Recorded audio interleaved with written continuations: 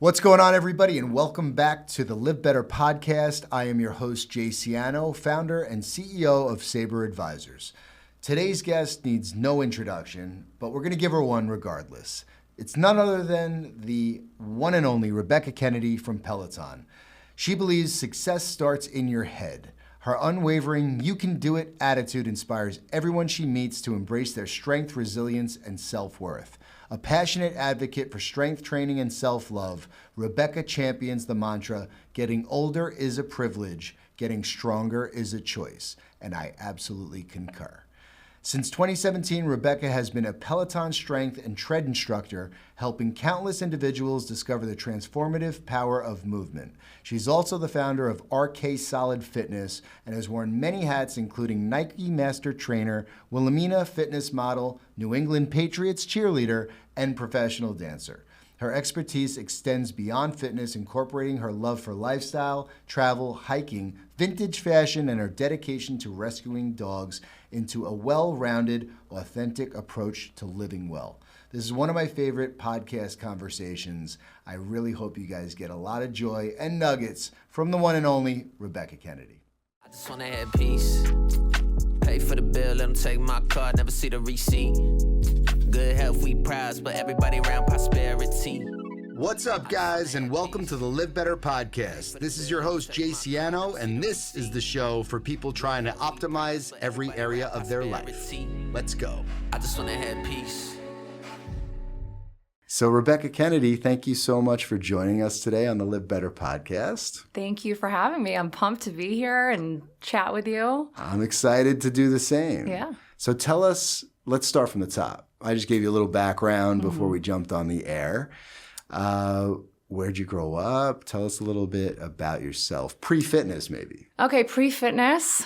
I don't even know if that's an actual term because I feel like I've always kind of circled fitness. I'm a Boston girl. Okay. I grew up in like a small farm town, and I just couldn't stop moving as a child. So I was immediately put into dance and gymnastics, and it really kind of fortified my relationship with movement and also gave me a lot of, discipline and structure and everything that kind of helped me do everything that I do now, like stuck with me. But I ended up going to college in Franklin, Massachusetts, got my bachelor's in dance, ended up moving to New York City, cheerleaded for the NFL, for the Pats. Amazing. And I started getting into group fitness early on. But pre-fitness, there was a moment in time where I really thought I was going to be a lawyer. Okay. Interned at a law office, went pre-law for a brief moment. Okay. And realized that I didn't want to spend my life reading or highlighting thousands of pages. That was my interpretation of what they do. Totally different now. There's definitely a piece of it. But I'm very, I'm really happy that I ended up in fitness. Yeah. Well, everything kind of happens for a reason. Totally. And you were asking me questions about my evolution. Mm-hmm. So it's interesting because there is obviously a concept that, there is no such thing as pre-fitness. It's been part of your fabric, part of your DNA and who you are. And obviously being a NFL cheerleader, you had to be in pretty good shape in order to accomplish that. Yeah. I mean, well, the first time I auditioned, I didn't make it. Okay. Which was devastating, but it was really good because it allowed me to kind of reflect and see what areas I needed to improve upon, help me develop a thick skin, because that was definitely going to be a part of my life experience moving to New York City and trying to pursue dance and fitness modeling. I needed to have the ability to handle rejection. Yeah. And not interpret it as a negative thing about me personally, but as an opportunity for growth. Yeah. So, it was while I was dancing full time. So I was definitely on top of my game. I was very young. This is 2009. So we're talking like a long time ago. But I mean, it was super fun. I only did it for a year because I was traveling from New York to Foxborough Stadium 3 times a week, and it ran me down after a while. But I would imagine. Yeah, that's crazy. It was intense. The Fenghua bus got me. Do you remember that thing? I do. Yeah. It was like $15 to get you from New York City, Chinatown to Boston, and 3 times a week. Yeah, 4 hours there and back each time. Oh, that's it was tough. Yeah, but that's what your 20s are for. 100%. Nothing's that tough in your 20s. Yeah. It's like I could you sleep can do in the anything. bus seat for a while. Yeah, 100%. Yeah, it was very cool. That's awesome. Early boutique fitness. Tell me about that. What's early boutique fitness? Early boutique fitness. Okay, I think it was like right around 2010 is when it really started to shape. Yeah. I was in a big box gym prior to that since 2008. Which one? It doesn't even exist anymore. Okay. It was called it was called Club H. Okay. And there were a couple of them scattered around like New York and Hoboken. Okay. And it turned into, I believe, like a Crunch or something like that along Makes the way. sense. You know, Yeah. they need that kind Crunch of space. or a retro. Totally. Yeah. Oh, a Or retro. Planet. Exactly. Yeah. And I remember I was also bartending at the same time because I think as soon as you move to New York and you're struggling to be a dancer, you have many other jobs. Like Yeah. I called myself a dancer, but I was predominantly a bartender and also, you know, moonlighting as a dancer and like early on fitness instructor. And I think that I started hearing from some of my friends that would go to LA that they heard about this place called Barry's Boot Camp and then like the mumblings of Soul Cycle and what that always was. So I started taking these classes, and the first class that I took, I was like obsessed with. I couldn't get enough. I love group fitness so much. Me too. If I'm going into the gym by myself to lift heavy, I love to be by myself. Yeah. But if I want that camaraderie and like more cardio experience, then I want to be around a lot of people. Like I need that to stay motivated. Energy. Yeah. So as soon as I went to like cycling class, that, you know, boot camp, I was hooked. And I asked the girl who was teaching who the CEO was. And she was like, this guy immediately got his... For which concept? For Barry's Boot Camp. For Barry's, yeah, sure. This is like, pre-Joey Angelo?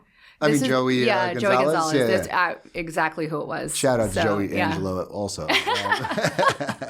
Yeah, so I was like, who can I talk to? I want to work here. I immediately, you know, reached out and he was like, you can come audition. So within, I think, like a week or two, I was in there auditioning. I had really no idea how to do that, you know, teach both at the same time. Yeah. It was like drinking from a fire hydrant. I was in a meeting insane. talking about that yesterday, which is interesting because like when I'm working with brands, like early stage brands that are like figuring out what the modalities are and like and how important it is to really understand what's going to be expected of the instructors. Yeah. Like that's a thing. Like most people wouldn't really know that that's a big part of obviously group fitness. Oh, yeah. So you learned how to, because we're talking about obviously the floor and the treadmill, you're instructing simultaneously. to, Yeah, without having like a spot for yourself. Right. So when, you know, you're trying to figure out where to be, when to cue, how to sync things up.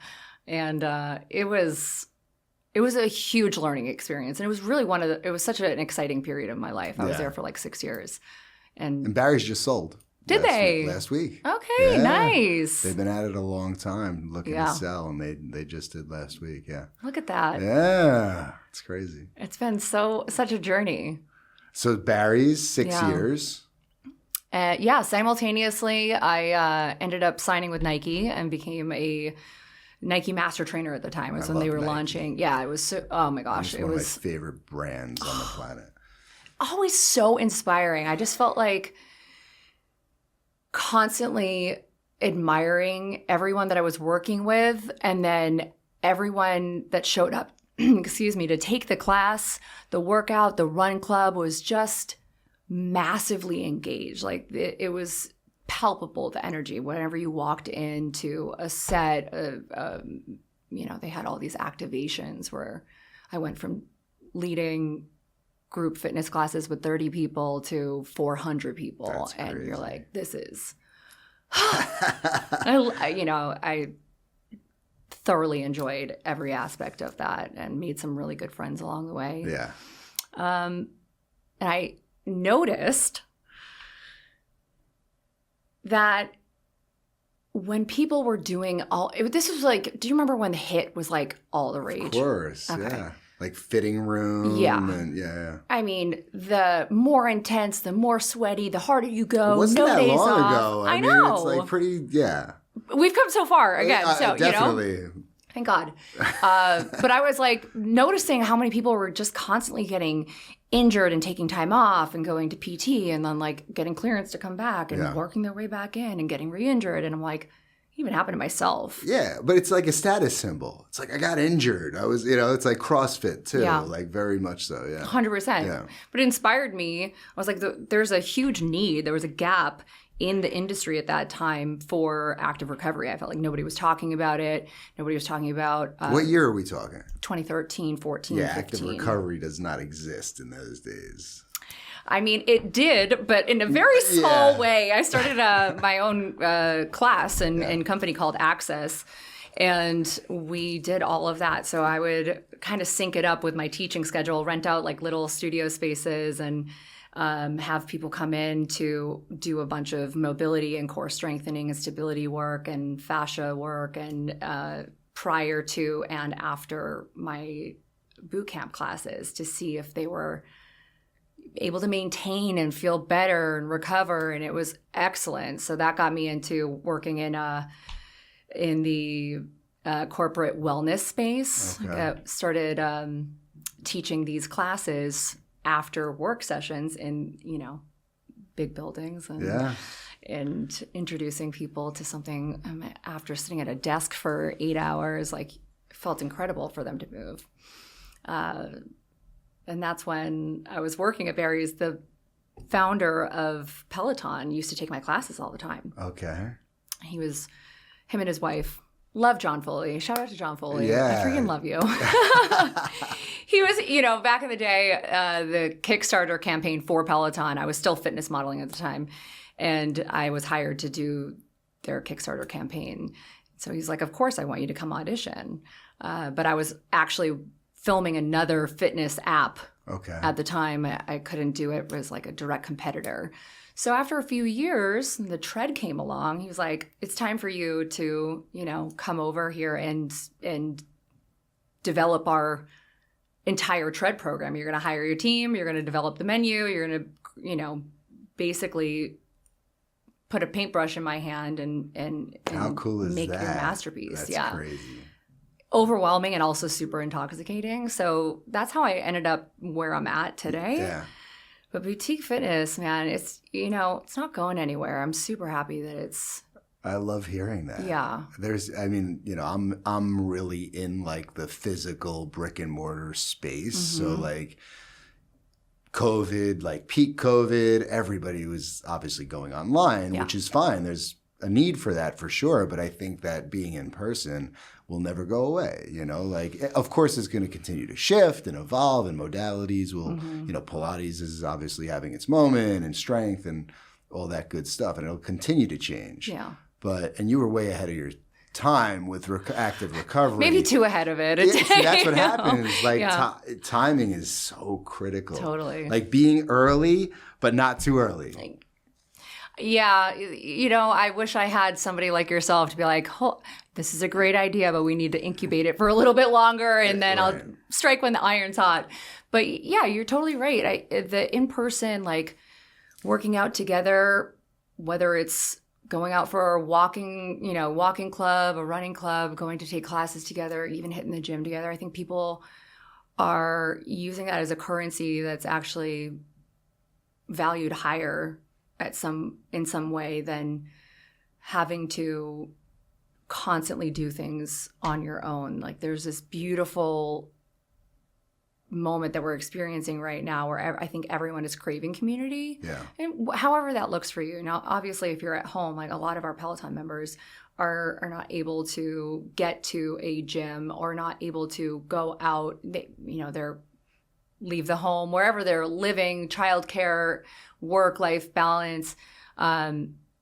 we still create community with the live schedule, with our different pockets of groups that they make themselves. It's really beautiful. So I'm happy that that's kind of coming back, especially post-COVID. Yeah, that's awesome. Yeah. I want to talk about all the things. Okay. I want to get into like routine, habits, nutrition, recovery, the good sleep, stuff. The people want to know hot this and stuff. cold, all that stuff.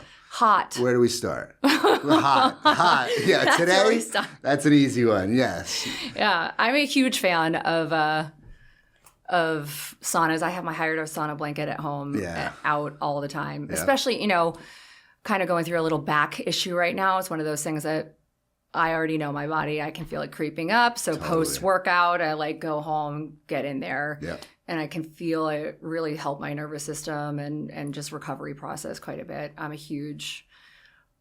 so happy that there's like this shift, especially for women, moving, like having a lot of information and case studies showing the benefits of actual hot sauna versus cold plunge. Yeah. And well, there's so much more data behind sauna. Right. Cold plunges, it's not, I don't want to say it's new because it's not technically new, but there's just not a lot of data like behind what it actually does for you from a health benefit perspective. Interesting. Like sauna, I mean, it's been around forever, and it's absolutely culturally in different pockets around. I'll be super interested when they do collect enough data to show, but selfishly, I hate being cold. So this is my favorite moment in time that I get to just really lean into the sauna.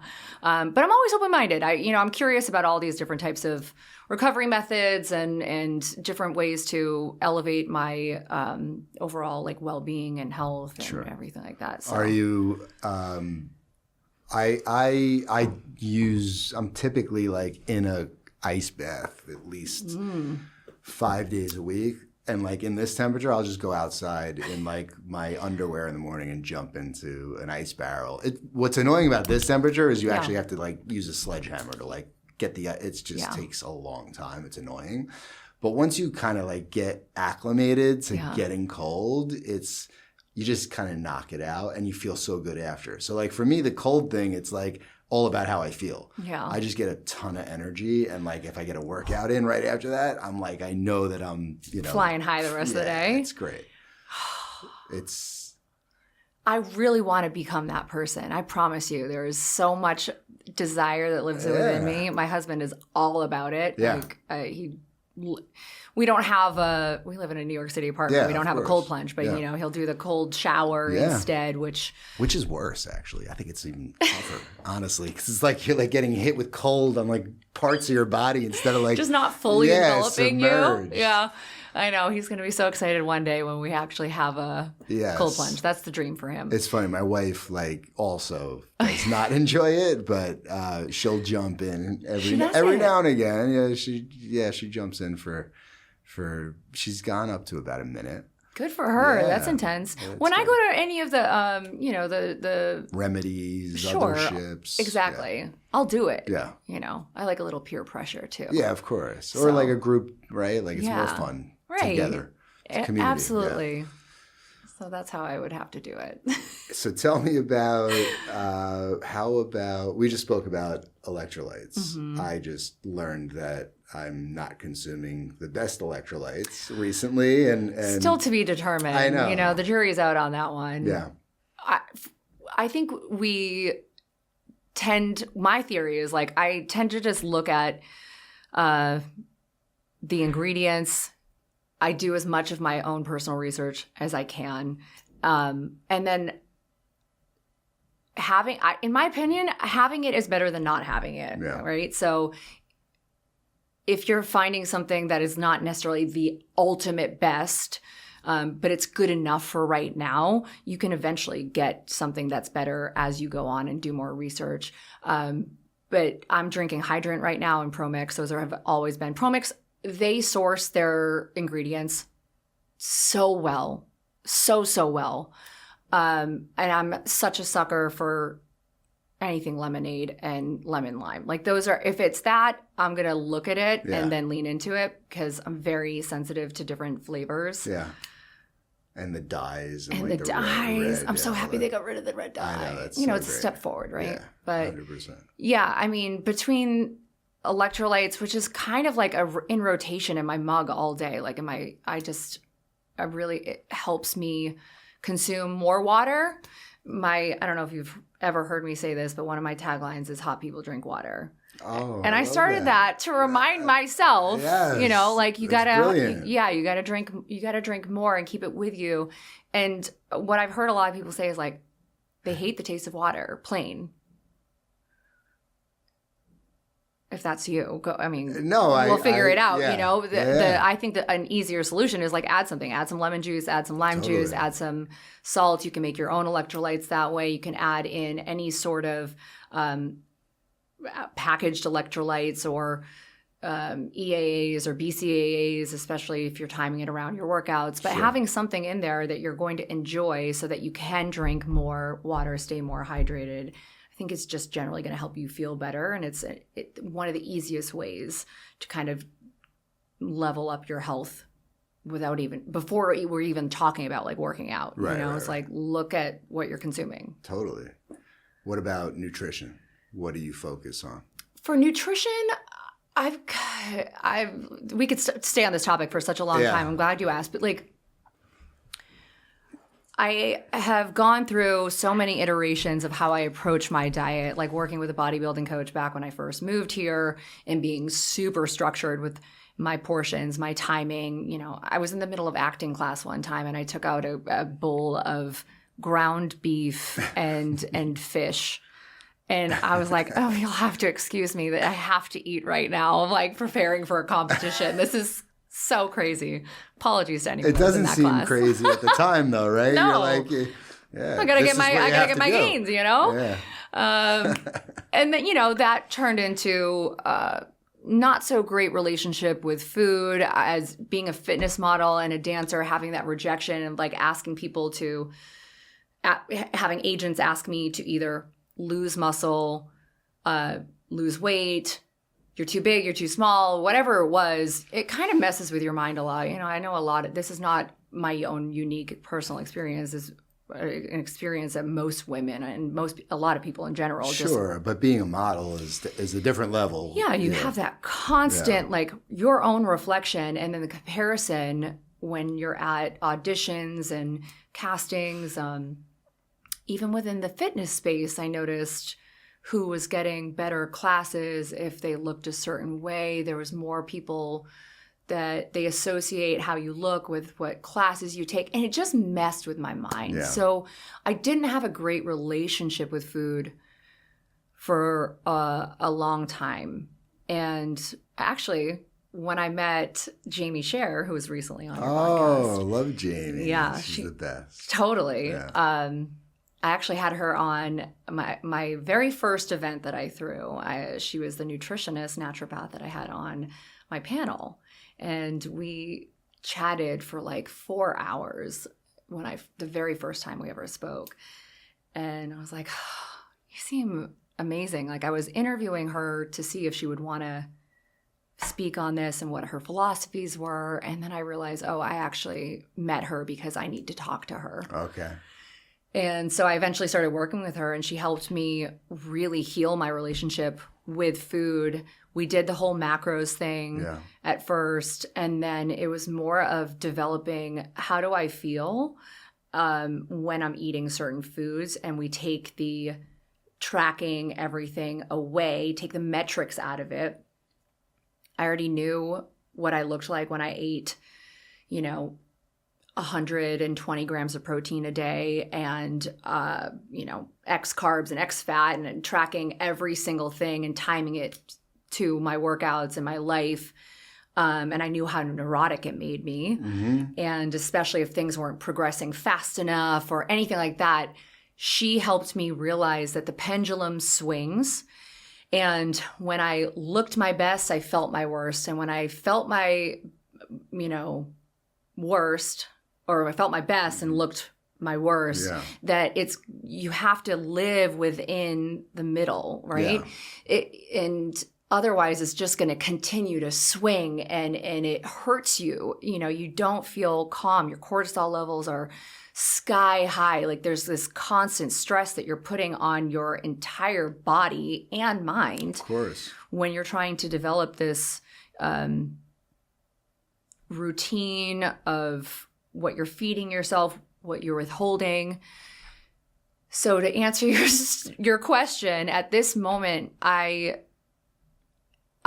wake up, I'll have my coffee, and I start to get in just a minimal, amount of protein, about 15, 20 grams just to break my fast. And I'll add in some. How do you do that? I'm putting in some, my mind is blanking right now, some collagen. Okay. And I'll add in some creatine, and I'm also adding in cacao wafers for a little bit of fat and some fiber. Uh-huh. I've been trying to figure out how to add in actual whey protein to the mix, but I'm still figuring out how to manage that. When it's unhydrolyzed, it doesn't actually mix well. Right. Maybe we Clumpy. can talk about. Yeah, it's disgusting. Yeah. It's chunky. Ugh. I'm a texture person. There are brands that I've found that dissolve like in water pretty well. Interesting. I forget the name. Is it hot though? Ascend? Ascend. Okay. No, it just like it literally breaks down so fast into like just a glass of water. I'm immediately going to look this up. Yeah. Okay, great. Yeah.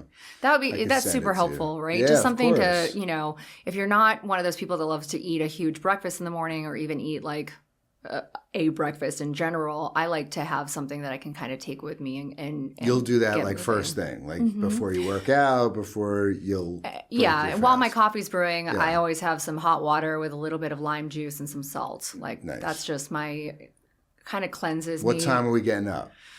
I usually wake up, it depends on like when I'm teaching, but generally I like to be up before 7. So, around that 6:30, 6:45 time. Not some insane 4. You're not part of the 4 a.m. club? No, nor am I trying to be. No. I'm a firm believer. I know myself well enough that I have to get 8 hours, and otherwise I'll get sick, I'll get injured, my immune system kind of crashes. But I also don't want to be in bed. I'm kind of a night owl, and I come to life. I feel very creative at night. Yeah, music, nightlife, right? Creative. Yes, absolutely. So it's more like a 10 to 6, 10:30 to 6:30 for me. Me too. The problem is I just sometimes I stay up till 11:30, and it just throws me off in the morning. We always pay for it some way, 100%. It comes back around some way or another. Of course it does. The creatine, is that more recent or is that something? Is. Yeah, I figured. It is. That was something that I wanted to start playing around with. So I don't have too much. It's only been about 5 grams or? Mm-hmm. Well, ish? Like 3 to 5. Okay. I didn't want to start off with I feel like 5 is the full for me that I would want to take. So I started with 3, just to see if I noticed anything different. And I honestly, I haven't noticed a huge uptick. I think I want to give it a little bit more time just to see if it changes my body comp at all. I still get in bodies on a regular basis because I like to get that. What about DEXA? Do you get it? I haven't done that.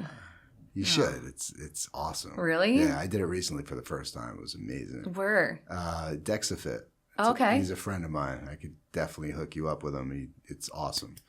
I would love crazy, to do that. Data. Yeah, it's so cool. I think that is one of the most powerful tools. If you know how to either understand it, but also separate your worth from it, or your, you know what I mean? Looking at it strictly as data. Totally. Yeah.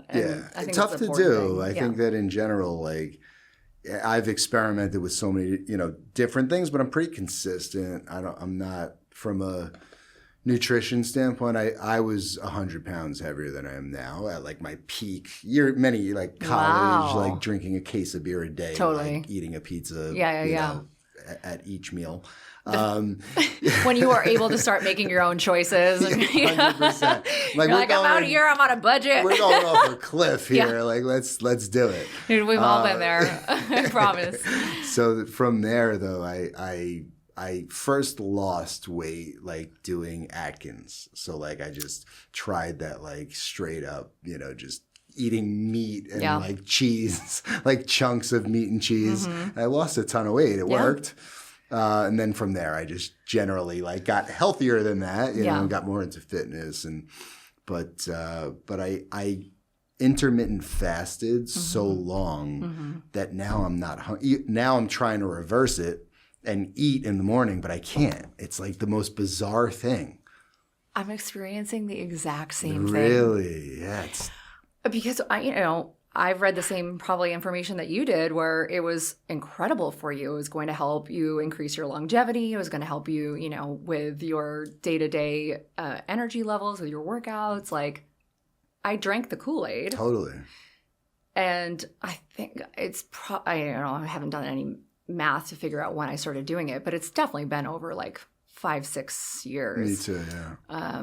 So coming off of that, which I think that there's a lot of new information supporting, especially for women. Yeah. Been listening to a lot of Dr. Stacey Sims. Oh, she's great. I would love to meet her also someday. We can make that happen. Yeah. Oh my gosh. 100%, yeah. She queen. Yeah. Queen of information. I'm like, totally. Interesting. Yeah.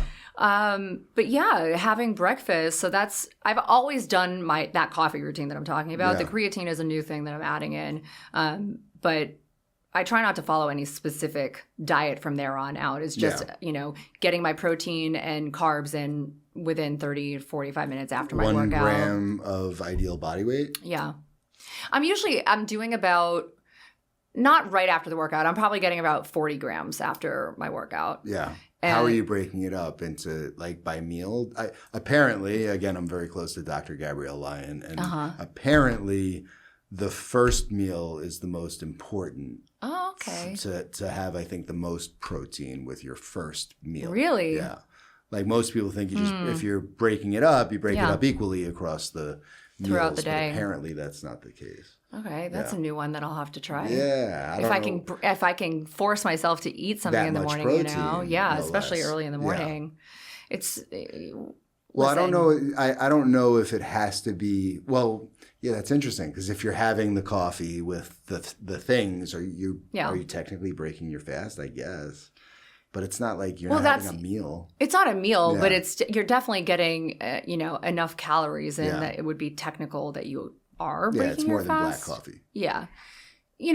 Listen, I think whoever is listening, especially if they follow me, and I don't talk about diet and nutrition a lot because I want everyone to be able to figure out their own journey. Totally. But getting in, I don't think that the right thing is to feel like you have to adhere to a certain timeline restriction that feels like if you're not in it, then you're totally out of it. Yeah. Like, I don't want you to have to get onto a bandwagon or follow a certain diet because if you can't maintain it or sustain it for the rest of your life, then it's not for you. And it's unrealistic. 100%. And you're going to be miserable. Yeah. Right? Like, that's what it comes down to. It becomes like, I'm just chasing happiness. Yeah, like at the end of the day, absolutely. So like learning your macros, once you figure out what works for you, then you can use that as information to figure out how you're going to do that without actually tracking. So you feel a little bit more relaxed and you're having... I've never tracked. Really? Yeah, I can't. It's just intense. Too much. Yeah. I mean, all the apps, even when I was personal training, I had a lot of clients that would do that because they were on either weight loss journeys and they really wanted to...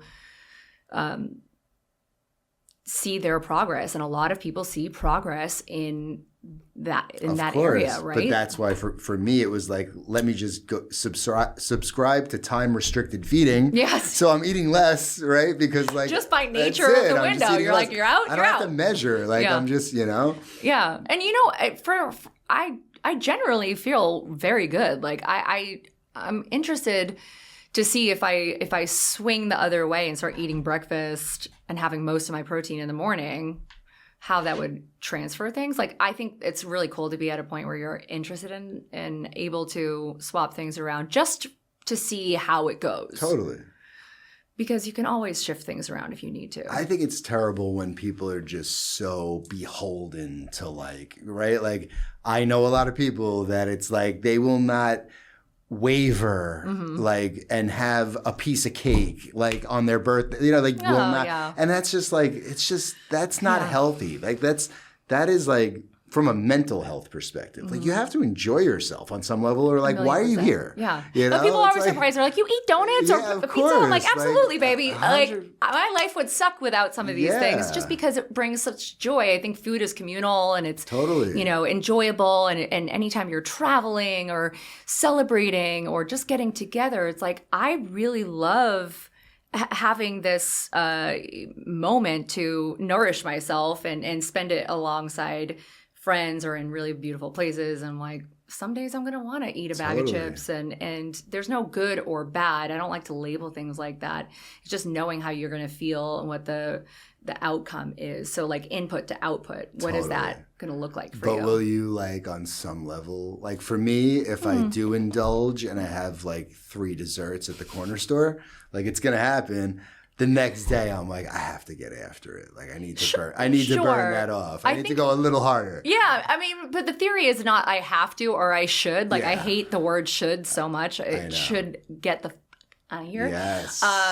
But I think the mindset is like, okay, I wake up after I have 3 desserts. How do I feel? If I feel tired, like kind of, I don't know how to say this, like lethargic in a way where you're like, oh my gosh, I'm a bit weighed down or something, then, well, what can I do? How do I support that? So I'm going to, you know, move my body. I'm going to go for a walk. I'm going to start going into a bit of a warm up. I'm going to lift some weights. I maybe want to go into a HIIT workout. I maybe want to dance, like whatever it is that's going to kind of make you feel better. But it's not because you have to or you should. You don't have to. If you wake up and you're like, I'm fine, I don't feel guilty about it at all, then go on with your life. I do think that obviously we want to have this ability to support ourselves, but it's that connection of like mind body awareness. I'm like, how do I feel?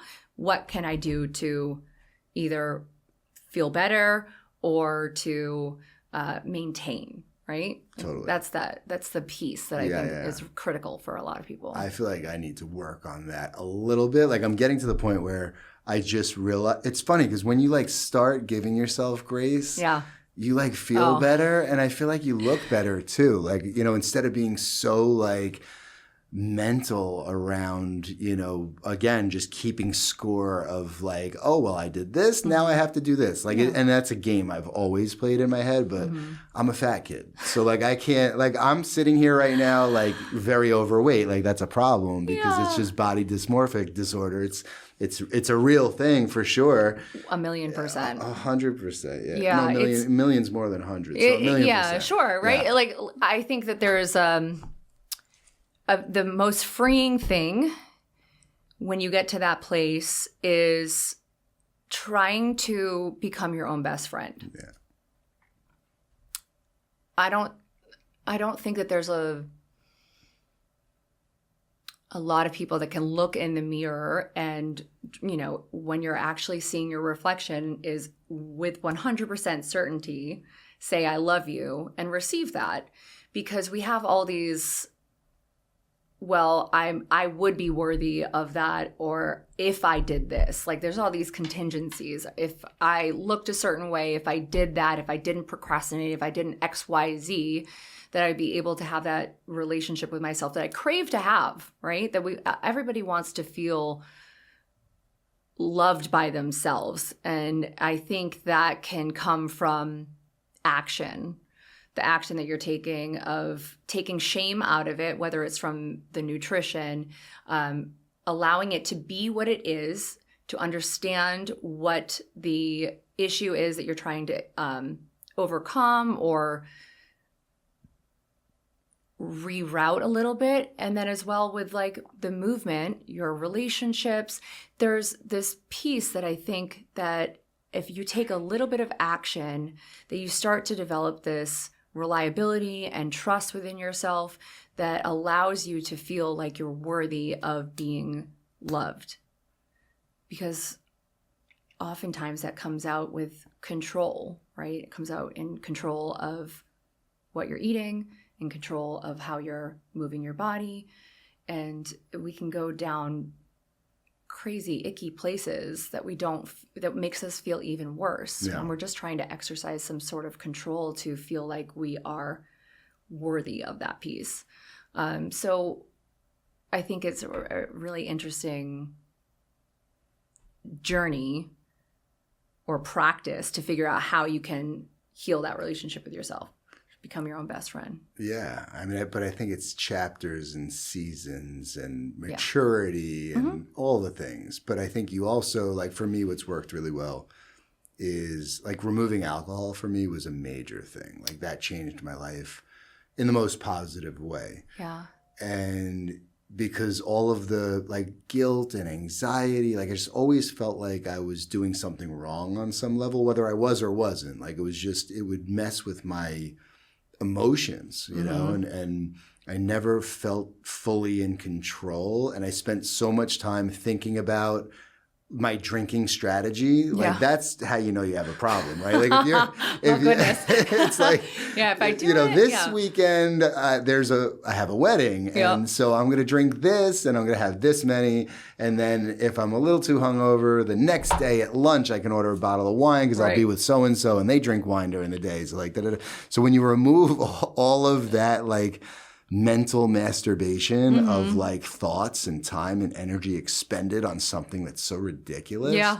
It's crazy how like clear you can become. Wow. How long ago was that? 2 years ago. Congrats. That's Thank you. Really powerful. It's been crazy. Yeah. Is it freeing? Is it so hard? Freeing. No, it's so easy. It's like, again, because I'm chasing happy. Right. Right. And I'm just chasing a feeling. That's beautiful. You know, like that's what I feel blessed to be like at a phase of life where I kind of get to pick and choose, you know, who I am surrounding myself with and who I'm working with, and, you know, which I think is a luxury. But I had to work with and do a lot of things I didn't necessarily want to do to get to this place. Yeah. I mean, entertaining is all about that, right? Yeah. It's like within that world. Yeah. It's really beautiful. Entertaining for me now is going to Othership with like a group of people, you know? Like I literally have a date next week for, best. You know, literally, a friend date. Yeah. Yeah. I think that's like really cool that we get to what you did exactly. How do I feel when I'm doing this? Make a better decision, or make at least an informed decision, and move on from there. You know, it's tough though. Like the judgment from your closest people, your friend. Like I don't. But that's not your circle I'm not anymore. calling anybody out, but like you know, my closest friends and maybe family. Like you know, when I started out, like reducing my alcohol intake and then ultimately remove. Like I used to do 75 hard just so I could have an excuse to not drink for 75 days. Like that's actually part of my secret. So I Are you in it right now? No. I'm done with that. My normal day is 75 hard at this stage of my life. Yeah. Like back when this was like a really foreign thing to me, I had to like come up with like challenges so like people around me would allow me not to drink. Yeah. Because it's so part of our culture and our socialization. And I do miss, you know, I miss going out to dinner with my wife and having a glass of wine. Like I miss those things for sure.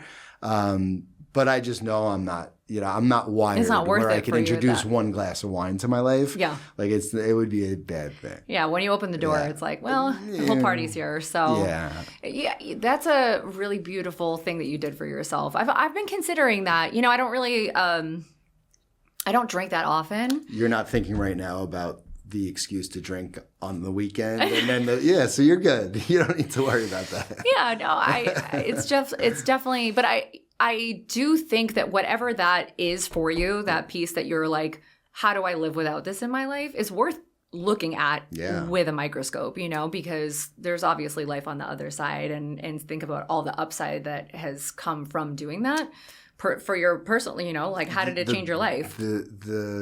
I can only describe it as, and it doesn't have to be alcohol for somebody, I can only describe it as when you chase butterflies, they fly away. Yeah. When you build a garden, like they come to you. And for me, that's removing beautiful. Alcohol has been absolutely like building a garden. And the things that have happened in my life in the last 2 years, I know would never have been possible. Yeah. Being that version of myself. right? Like, and that it's just all the incremental differences and how much of a better person I've become because I wake up every day like intentionally trying to truly be a better person for myself. Yeah. And of course the people around me and my kids and my wife and my teams and my, everybody around me. Like that's what makes me feel good. And when you do that stuff, it's like crazy what happens. You no longer have that same clarity or like there's nothing worse than waking up the next day and feeling like garbage or, needing to sleep late and then getting off your routine. And I was like, oh gosh, even now, like when I go on vacation and I'll start to have it, I'm like, oh, I notice the impact immediately, Sure. like it's no secret that it's not good. Yeah. But I think there's many things in our life that we could look at through that same exact lens to either remove or change because then it changes the circle around you. We were talking about that earlier. As you start to grow and make these little micro changes in your life or big changes in your life, it's going to change the people that are closest to you who really impact who you are and how you operate and what you think about and what you talk about. And that just continues to help you move on your path, which is if it's a dream is in your heart, or if you have something that pops into your head that you think that is worth thinking about, then it's already meant for you. It's just going after it and exploring it, being curiosity as your guide in that moment. Yeah. I think it's really helpful. Yeah. What's something that you've struggled with? To release? I feel like, because I think that I said this recently, I truly believe that, everybody's obviously going through stuff. Like we all carry trauma, right? It's different for everybody. I lost my dad last year, so now I'm officially parentless, which is like, so it's been such a crazy journey to like think about, how coming from like a childhood and amazing family and all the things like to now like not even having parents has been such a crazy. But the loss of my father was so different for me because I was sober and like super present, have my own family, have what society would consider success. Yeah. Healed in a totally, or went through that, grieving process in a different way. And just like comfortable in my own skin. Yeah. Is there anything that's like been pivotal for you that you feel like you overcame? Yes. I feel like the need to constantly fit in or think, for example, I always felt like I had to look, dress, talk a certain way to make people feel comfortable and to be likable. Being likable was such an important thing, especially in my childhood. Like I'm a middle child. Like I was just trying to people please all my life. And I wanted to be picked. I wanted to be, cast. I wanted to do everything. And I just felt like it was my duty to make everyone feel comfortable whenever I was around. So how I showed up was highly dependent upon what that was, who I was going to see or how I was going to portray myself on social media. And I think the thing that has been the hardest and yet the most freeing to overcome is just embracing like, okay, well, this is actually who I am. And whether you like it or not, this is me. And this is what I care about. And actually getting nitty gritty with what my actual values are and making decisions that were coherent with my values instead of these, little strikes of lightning that just came and went, that weren't actually filling my cup. And being able to have people leave my life that weren't supposed to be in it when I started to actually evolve and grow. And that was okay too. Like that was really hard, especially as we get older and like having friendships and different types of relationships start to fade away and dissolve or completely break off and breakups because you're just like, it's not working for me anymore. that I think has been a result of my continuous growth and honoring my journey and who I was without having to be the likable person. Yeah. It's exhausting trying to be who you think everyone wants you to be. It is. And it's not easy to do.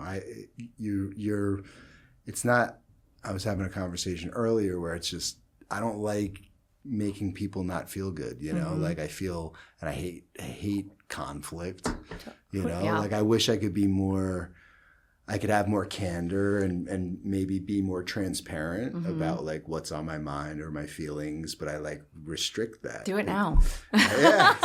Try it, you know? Right. Well, definitely. It's, I think that if you don't stand for something, you kind of stand for nothing. Yeah. But I'm super cautious about being down the middle at times, right? Like, because I don't want to turn off, of course, someone or. Yeah, I hear that, but there's also nothing wrong because we're all human. We're all going to have our opinions and our approaches to things. And your right as yourself, as your human being, is to have that. Yeah. Just like everybody else's is. Finding a way to share that and be gentle with it is the option, right? Yeah. Totally hear you. Obviously, it's like you're especially in a business, you're not going to share things that are not necessarily helpful in business. Right. But with the people that you're closest to in your life, you 100% should and can be able to do that. Yeah. Right? Well, I think if you don't, you just have resentment, right? Like it eats you up inside. Yeah. So back to fitness, back to wellness. Where's the industry going? What do you think? Like, what are the trends now, and where do you think the? Okay, so I'm hesitant to say where they're going. The current place that we're in right now. Obviously, I teach Pilates and strength training and lots of low impact training. Not reformer Pilates or mat Pilates? Mat Pilates. Okay. So I think I remember like a couple years ago, I was like teaching all these running and HIIT classes, and I was like, I need to listen to my body again, and I know for a fact that I want more low impact, not low intensity, more low impact training. So because I was constantly getting hip, back, all these neck issues, and I was like, this is not helpful for me. Hiking, walking, low impact cardio, aerobic style, low like lit training, and Pilates and strength training. That is where I feel like the majority of people are living right now. Yeah. I think that people are looking for sustainable things with a big punch, like a huge benefit in the moment that actually, they're result driven and they are community driven and they are mood boosting, right? So you're kind of getting a little bit of all those things in one. Run clubs are outrageous, packed everywhere. I was out for a walk with my dogs on Sunday, and within a 15-minute walk, I saw 6 different run clubs. Yeah. It's like, and there's like 100 people in each of them. Yeah. Like, this is insane. But people are craving that. I see walking clubs, which makes me so happy because I love walking. Oh, I love it so much. It's the most underrated activity. Totally. By far. Right? There's nothing better. I love throwing a weight vest on and walking. That's like my jam. You and me both. The rucking is where it's at. Yes. So I see a lot of people starting to trickle in weight vests, even into their strength training routines, on the tread, outdoors. They're going for a hike, and even doing chores around the house, throwing it on. I keep it on all day. Right? Like around the house. Yeah. What do you put in your? How much? I have so many, but typically, like my most comfortable one is just a 20-pound. Comfortable 20. Yeah. All right. That's great. Yeah. No, it's, but it doesn't feel like 20. I've worn a weight vest for so long that it's like, you don't even notice that at this point. But if you go didn't start heavier, that way, right? Like incrementally. I started. Yeah. I mean, I would say I kind of started with a 20, but I would say that I didn't have it on as long. Right. You know, yeah. like I you noticed the incrementally difference. increase the time Correct. that you're wearing That's it. right. Yeah, more the time than the weight. Yeah. But I work out with people that wear like 40-pound weight vests and do like a Murph in the weight vest. Like, and it's just like, that's a whole different planet. level of it. You know, just athleticism and strength. It's not. It's marvelous to watch, right? It's great to watch, Yeah. but it's, you know, at a certain point you're like, wow, I am very out of shape. Yeah. But you're not. I'm in decent shape. Yeah. But when you're hanging out with these lunatics, I hear you. like, you're a freak of nature. Like, that's what a real athlete looks like, right? I know. Like what's your you know, VO2? doing 100, doing like, you know, VO2, speaking of Jamie's husband, Isaiah. Yeah. I mean, so it's, again, you have to give yourself grace, right? But I enjoy doing difficult things. For me, it's all about, it's funny, you mentioned something earlier about discipline and consistency, and you've had that in your life from early on. I didn't. So for me, adopting discipline and consistency later in life has been like, obviously a game changer for me, but the fact that you were kind of brought up that way with dancing and the things that kept you disciplined makes so much sense that you've never really like struggled with being active. It's always been consistent. I hear you. Yeah. I think that there's also, it's a constant practice of like agreeing to the fact that you are going to actually be disciplined, right? Yeah. Because it's like a muscle. You have to practice it. Otherwise, it's really easy to fall out of that, regardless if you grew up. I think it's similar to learning a language. If you teach kids, 2 languages when they're a young, a baby, and they start listening to that and speaking that as they grow up and they're bilingual and they start learning languages at a young age, they'll be able to speak that for the rest of their life. Like, you're able to learn so much more at a younger age, and it continues to, as you go on throughout your life. But if you start to try to learn neuroplasticity, but if you're trying to start to learn a new language at our age right now, or even in your 20s, 30s, like it's much harder as an adult, right? The same thing applies with not confidence, but discipline. Anything that's going to make you really have to approach things differently, or think about things differently, or do things that you don't want to do for the sake of reaching your goal, or hanging your hat on something that is promised to you down the road, that you're like, this invisible thing that my life will look better, I will live longer, anything that you're like can't see, it's not tangible, but you're like, I have to do it. It's very difficult to uproot your life and change your routine and change your thought patterns. But that is the only way that you're going to see any sort of change in your life. Thinking a new thought, allowing yourself to lean into being a disciplined person. Like, you have to become that. And it is the stem. It is not the flower on the tree. That's motivation. That'll come and go. Because there'll be days, January 1st just came and went, and Quitter's Day came and went. And I'm curious around now if people are still maintaining that same fervor and enthusiasm that they had on December 31st, moving into the new year, or starting a new program where you hit that wall, you're like, something's got to give. I have to make a change. Yeah. And that motivation that comes from that point of like rock bottom, or a new year, or whatever it is, maybe you have a wedding coming up, you have something that's like near future that you can actually commit to. Take all of that away and actually decide that I am going to be a disciplined person because I have the ability to, because I know that with that comes freedom. The motivation will come and go, and it is beautiful to witness, just like the cherry blossoms when, you go to the botanical gardens in the spring. But if you don't go to the botanical gardens on these specific 2 weeks, they're gone. Yeah. And you don't know when they're going to come back, because there are different weeks each year. And if we look at motivation like that, then we're going to be waiting for a long time. And what happens between that time where it's here and then the next time it's here? that's when people tend to work out, move their body when they feel like it versus when they don't. If you wait to feel like it, you're going to be waiting a long time. Yeah. Like, motivation, she is a lazy bitch. I don't know if I'm allowed to swear on here. You are. Okay, great. Yeah. She is late to the party. She's never there when you need her.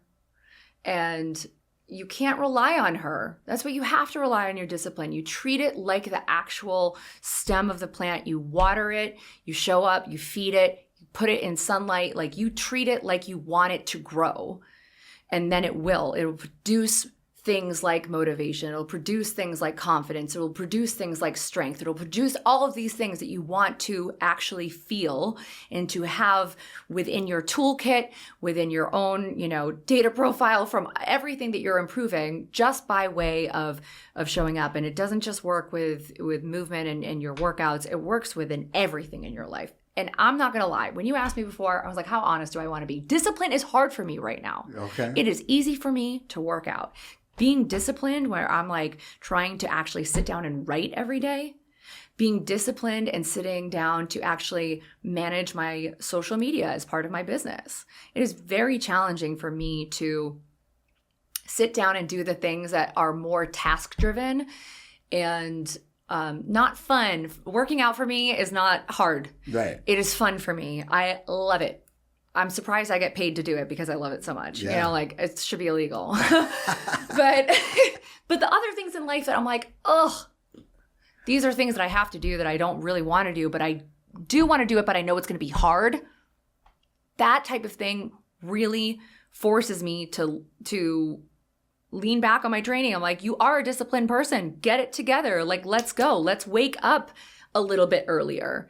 Like, that discipline of going to sleep at a certain time, waking up at a certain time, getting your protein in after a workout, like, that's all forms of discipline. So maybe go through your day and see moments where you are and moments where you aren't, and how you could make those moments better. Yeah, I think it's important. Thank you for sharing that, because I think that's the gold, right? Like, if people think that everything comes easy to you, right? Like, then it's like unfair, right? Yeah. Like, because ultimately there's certain things that we love to do and they are easier, but I truly feel like the things that you don't love to do, like, that's where the growth is. Absolutely. Right? Like same, if I have to sit down and do a remedial task that I don't feel like doing, highlighting 1,000 pages, hence why we're not attorneys. I trust me, and I read enough leases and things to, there's a lot of mundane and there's a lot of robotic things that are very boring that you need to do in order to be great at something, right? And you have to kind of sit in the discomfort of the things you don't want to do. And I think it's important to, like, challenge yourself by saying yes to something that scares the shit out of you, because that's how you build confidence. When you do the damn thing and you show up, even though you're scared shitless, and you're so proud of yourself that you did it. And the next time it's going to be easier. And that's where good becomes great. Absolutely. Yeah. I have a question for you. Sure. So when it comes to discipline and routine, you said that there is those mundane tasks, that routine, the thought, I think, for a lot of people of doing the same thing at the same time every day is just completely out of the question. It's a different generation. Like, we're spontaneous. We live by how we feel, right? Like, and I'm guilty of this too a lot of the time. The thought of having the same day in and out is like Groundhog's Day to me. Yeah.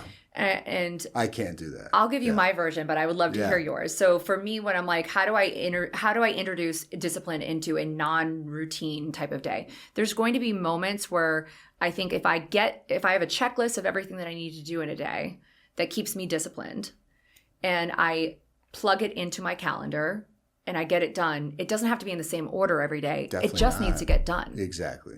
How do you feel? I'm the same way. Oh, okay. Yeah, I mean, I can't. Ultimately, I have to enjoy my days from like a macro perspective, So it's like, and again, it's like 90-10, right? Like, I'm also, there's going to be days, I have on my Instagram stories, like, I have a checklist and it's constantly evolving of the things that are important to me. And some of my favorite, it's such an accountability tool for myself. Other people, keep me accountable because I have run 2 miles on it. It's very rare that box is checked. And people will give me grief, like, dude, I haven't seen you check that box in like a long time. And the next They're day, looking at it. what do I do the next day? Run 2 miles. Yeah. And I'm like, oh, this is for you. Like, Oh, accountability buddies. I like that. The accountability of social media has changed my life, in such a meaningful way where, again, like I'm doing these things because it's a routine for me. I start my day on Instagram stories with the day before the chart, that I call dialed, because like if I check all those boxes, like amazing. It's rare, but amazing. And then through the day, I just document my day. I've always been creative in that way. Yeah. Like I had a video camera and a camera in my hand at all times as a kid and all the way through life. You're so a like people visual think, person. yeah, and I love creating. Yeah. So like people think I'm doing it's fun for me, right? Literally throughout the day, because I do a lot of things that are not fun. Like that's my fun. Totally. And it's fun because people follow along. I had a weekly vlog for 5 years, didn't miss a week with a videographer. Like that was painful. Like that. Really? Oh, it got to a point where I'm just like, can we please not do this week? Like, because that's meeting up with somebody else tagging along with you for 5 years, 250 episodes. Is that right? My gosh. Something like that.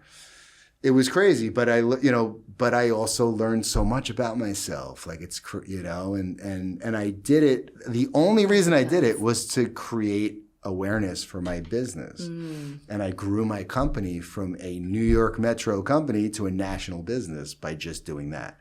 It was worth it. Yeah. But it was, like people thought it was like, is it ego? Is it this? Is that? I'm like, it's interesting because like people who actually do this and realize how difficult it is, it's not fun. Right. It might be fun for the first month. You're like, oh, this is great. There's elements of it that are fun. When you step back and you're like, this is what I get to do. Yeah. It's really cool. But there's also, moments of day to day where you're like, I would rather do anything else. Exactly. Literally. Yeah. Yeah. Where you're making excuses like, I can't meet you tomorrow because like I don't. And, it takes crazy discipline to do something like that consistently for a very long period of time. Yeah. And I truly believe that if there's something that you want, if you're willing to sacrifice and work really hard, you can have that. And that's basically like how I've done anything in my life. But I will, I'm intentional about, like, I will completely shift my business based on what I enjoy doing, right? So like this podcast exists to meet people like you and talk about the things that I love talking about. Yeah. But at the end of the day, it's going to drive awareness and communication and marketing and all of those things. So it's like, but this is enjoyable. Now I'm running to a meeting that will be less enjoyable, So it's like, you get to check different boxes off each day. So how many things are on that checklist per day? I think there's probably if I could recall, it's 1.5 hours of REM just because I'll look at my Whoop to see how my sleep is. Yeah. How was it last night? I got a lot of sleep last night, which is rare because I'm catching up though because I haven't had a lot of sleep. I took my son's snowboarding this weekend. Oh, fun! It was awesome. Yeah. But so that, then ice bath. I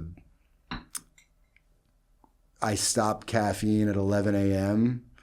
Run 2 miles, minimum of 20 minutes sauna, fasted workout, which is still fasted because I work out first thing in the morning and I can't eat.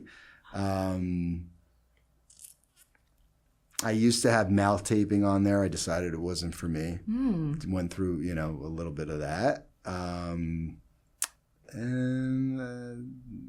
I think that's the bulk of them. That's cool. Yeah. So is there a certain amount you try to get each day? No. Oh, okay. No. How free is that? Yeah, so well, then there's no be. you can't, it's not, I didn't do enough. I didn't hit my goal every day. It's just I love those. I journal every day. Yeah. And I have the dot journals where I'm like, did I drink my water? Did I take my vitamins and my supplements? Did I get my workout? What are these different things that I'm doing just to see? There you go. Just to see a visual representation of what I'm doing. You should create one on your stories. I think that's a cool idea. It's cool. It's such an easy way because you're doing the next morning. You check the boxes from the day before, and then it's fun because people can, share, kind of follow along. Yeah. And it definitely like a lot of people have been very like impacted by it. I need to It's take fun. a page out of the Yeah, Siano you book. should do that because it holds you accountable Yeah. to like pay attention to what you're doing. Thank you for that. 100%. I think I might do that. You should. It'd All be right. fun. All right. I Do like it. that idea. Yeah. I need that.